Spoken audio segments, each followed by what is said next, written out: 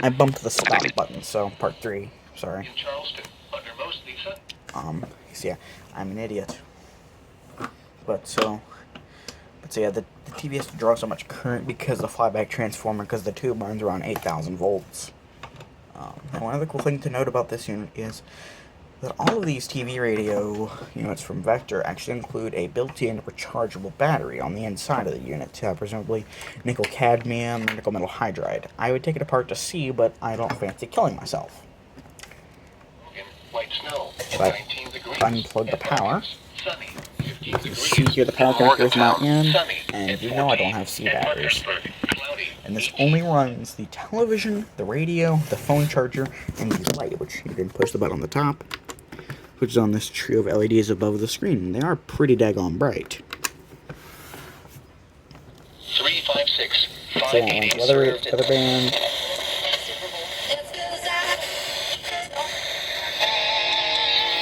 There's the FM radio. There's the AM. These specialists, so they're not qualified to make decisions like this.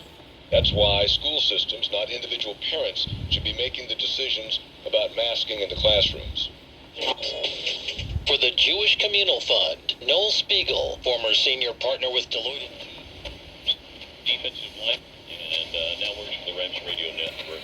DeMarco Farr will join us. There's 950, the Sports Fox. Well, back after this in the Dan Patrick As they're now, which on 1067, pretty sure as well.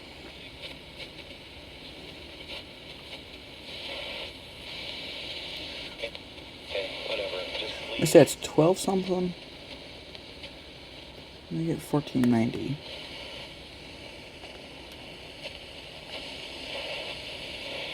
Getting something there. But nothing as clear and strong as 580. And also running off the rechargeable battery, you can see if I switch it over to television. Nothing. It's kind of the same way that I think that it happened if I remove the fuse.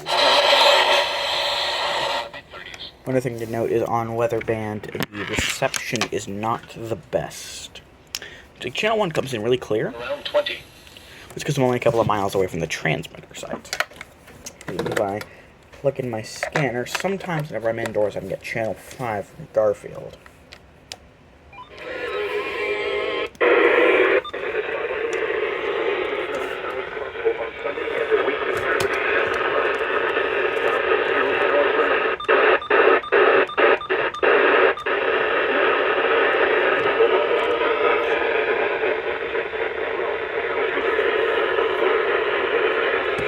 Senior channel 5 is barely coming in, but it is coming in.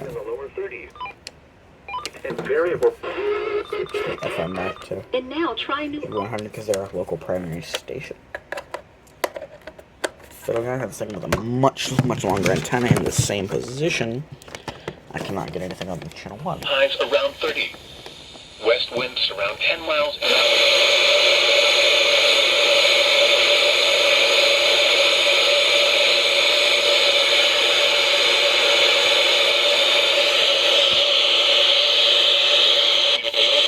Recorded between 7 p.m. last night and 7 a.m.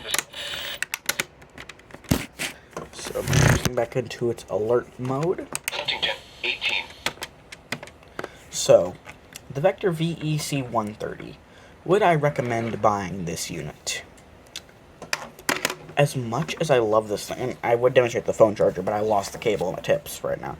But would I recommend purchasing it? Honestly, I would say no. Simply because the main gimmick or feature of this unit, the television, does not work anymore. Unless you rig up something.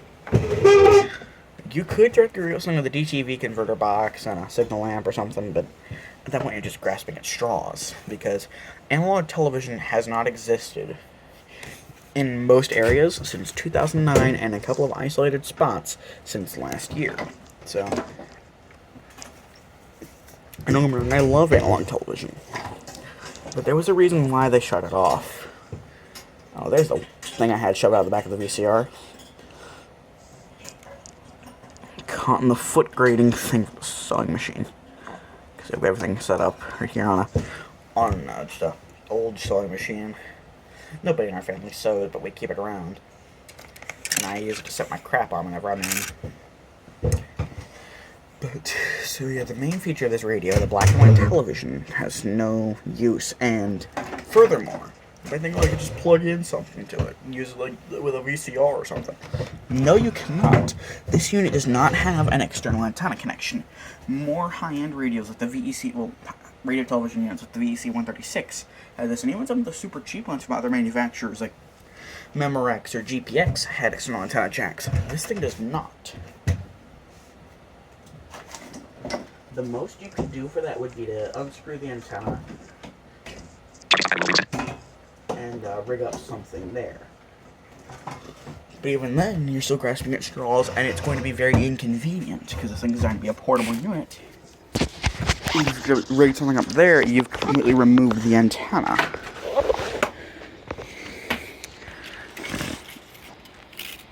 But an analog television had to go because it was taking up too much of the airwaves, and the FCC wanted to sell stuff over to things like cell phone providers and companies that wanted slots of VHF and UHF, and I can understand that. Also because it had some other limitations. For example, damn, knocked over a soda. I'll clean up in a moment. Things like the picture quality is limited at 640, well, it's not even pixels, it's limited at 480i, because we never adopted anything above that for analog, because the only real analog high-def system was, that actually went over the air was Muse, and that was Japan. And darn Japanese. No, I don't think anything grew to Japan. They're one of the best countries, in my opinion.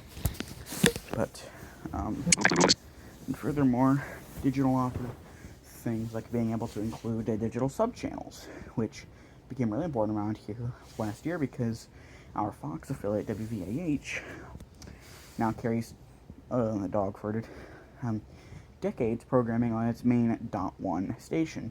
Fox is now on channel 8.2. Although they're actually UHF channel 19, I want to say. So, but they broadcast this channel through SIP. It shows up as channel 18, channel 8.2. You wouldn't have been able to do that with analog.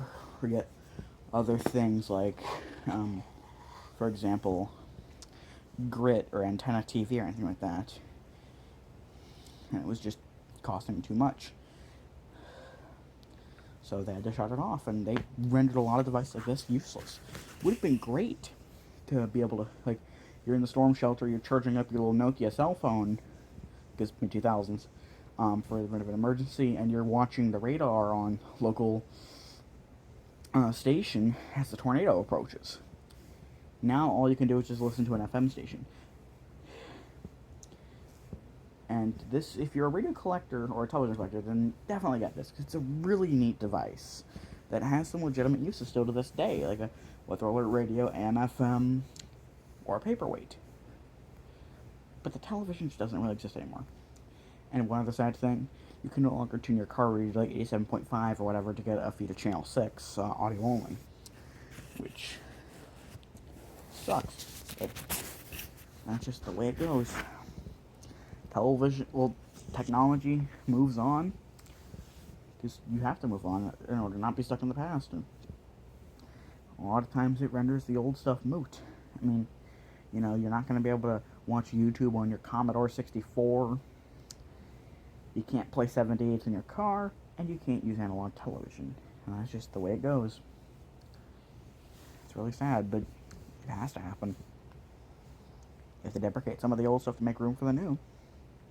I mean, you're not keeping your old Ford Model T around right next to your brand new BMW, right next to your BMW 330i or your Mercedes S-Class. Anyways, thanks for watching. This has been Canal County WX, but thank you. Links I mentioned are going to be in the description of part 1.